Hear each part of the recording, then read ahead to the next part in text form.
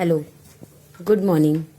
Class second Hindi व्याकरण, इसका हम चैप्टर नंबर फर्स्ट निकालेंगे। चैप्टर नंबर फर्स्ट है वर्ण और वर्णमाला। वर्ण होते हैं वर्ण वह शब्द होते हैं जिनके टुकड़े नहीं कर सकते। वर्ण हम किसे कहते हैं?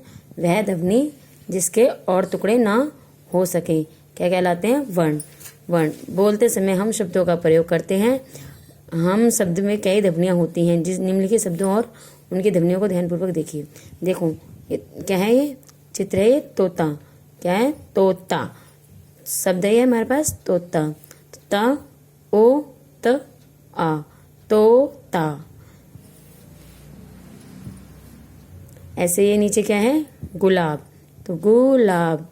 ग ऊ की मात्रा लग रही तो ऊ प्लस ला प्लस आ की मात्रा उस पर, फिर ब जिसपे कोई मात्रा नहीं होती उसको हम किस में लेते हैं? आ में। तो गुलाब। यहाँ तोता और गुलाब शब्द विभिन्न ध्वनियों के मेल से बने हैं। इन ध्वनियों के इससे छोटे टुकड़े नहीं किए जा सकते। इनके अब इससे छोटे टुकड़े कर लोगे? नहीं कर पाएंगे। तो ये हमारे पास क्या है? वर्ण। ऐसे वर्णों को हम क्या कहते हैं? वर्ण। किसी भाषा वर्णमाला होता है वर्णों के समूह को हम क्या कहते हैं? वर्णमाला। वर्णमाला हम किसे कहते हैं? वर्णों के समूह को वर्णमाला कहते हैं। हिंदी में वर्णमाला दो भागों में होती है। हिंदी की वर्णमाला कितने भागों में होती है? दो भागों में। पहला है स्वर, दूसरा है व्यंजन। स्वर कौन से होते हैं? आ ई उ री ए ओ। और व्यंजन होते हैं का से क ख ग घ अड़, च छ झ झ अड़, ट ठ ठ ढ अड़, त थ ध ध ध न, प फ ब ब म, य र ल व, श श श ष ह, अड़ अड़। ठीक, ये हमारे क्या होते हैं नीचे? व्यंजन।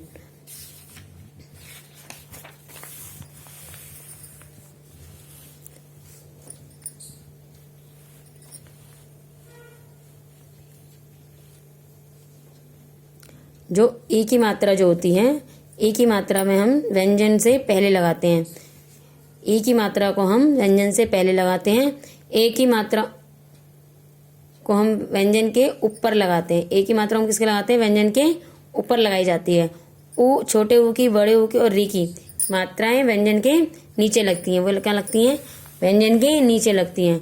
वर्ण र में ऊ की मात्रा और बड़े ऊ की मात्रा बाद में लगती है, यानी रा के पीछे लगती है। रा पे ऊ की मात्रा कहाँ लगती है? रा के पीछे लगती है। व्यंजन वर्ण खड़ी पाई वाले, बिना पाई वाले आदि। व्यंजन वर्ण वो जो खड़ी पाई, यानी खड़ी पाई माने होते हैं व्यंजन खड़ी पाई। जैसे हिंदी वर्णमाला में कुछ व्यंजन वर्ण खड़ी पाई में वाले हो हैं, कुछ वर्ण बिना पाई वाले तथा अलग आकृति के होते हैं। खड़ी पाई वाले देखो, ख ग घ च ज झ अड़, अड़ अण, त थ ध न, प ब स भ स म, य र ल व, श श श। बिना पाई वाले व्यंजन क ड़ छ ट ट ड़ ड ड़ द फ र ह। ये कैसे होते हैं हमारे?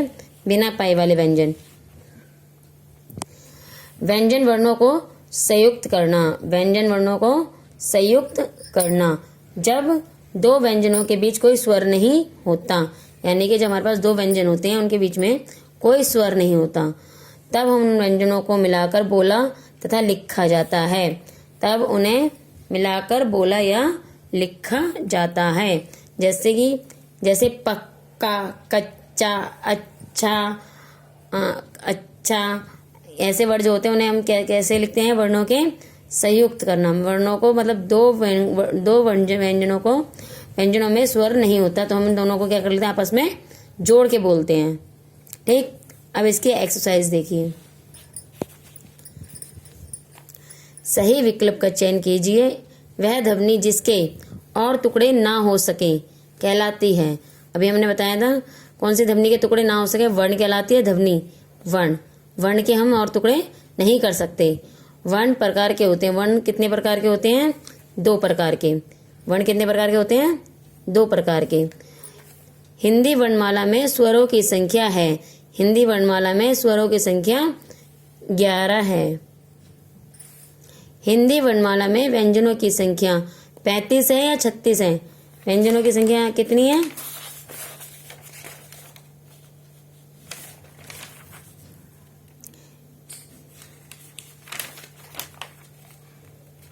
व्यंजनों की संख्या हिंदी वर्णमाला में 35 होती है। कितनी होती है? 35, 35। सही शब्द चुनकर रिक्त स्थान भरिए। अड़ा और अड़ा वर्ण कभी शब्द के आरंभ में नहीं आते। नहीं आते ना? अड़ा और अड़ा वर्ण कभी शब्द के आरंभ में नहीं आते। अंग और अह वर्णों को अयोगवह कहते हैं। अंग और अह को क्या कहते हैं? हम वर्णों के अयोगवह कहते हैं। क्षत्रिय, त्रिशूल, ज्ञानी और श्रमिक संयुक्त व्यंजन कहलाते हैं। कैसे व्यंजन कहलाते हैं ये? संयुक्त व्यंजन कहलाते हैं। अब ट्रू फॉल्स।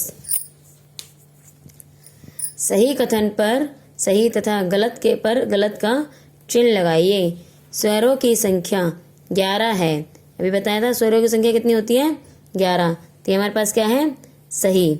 व्यंजनों की संख्या 35 है। व्यंजनों की संख्या कितनी है? 35। तो ये भी हमारे पास क्या है? राइट, सही। आ की मात्रा सही है। ई की मात्रा सही है। ओ की मात्रा सही, और औ की मात्रा सही है। की मात्राएं व्यंजन के बाद लगती हैं। इनकी मात्रा व्यंजन के बाद लगती हैं। तो ये भी हमारा क्या है? सही।